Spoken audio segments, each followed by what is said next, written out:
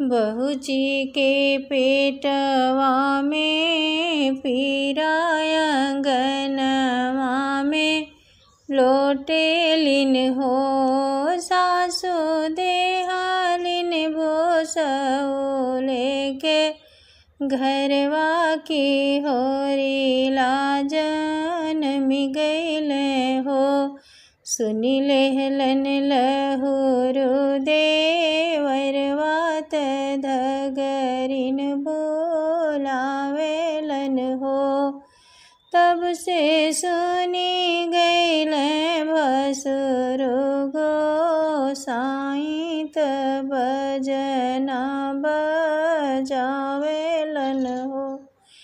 घूमि घूमि कहेली नदिया परोसवा में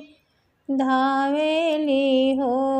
बहिनी भौजी के भइल हो रिलवाई है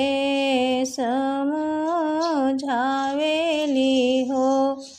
सखिया सहेली मिली पलना में ललना झुलावेली हो सासु लेके बैठ पाने के झोपुलिया तबीरवा जोरावेली हो कुटी कुटी सोठिया मसलवा सोठौरा बनावेलिन हो जाके घूमी घूमी बड़की जे ठनिया सब ही बटवावेलिन हो श्री राम ले के बधैया खुशी से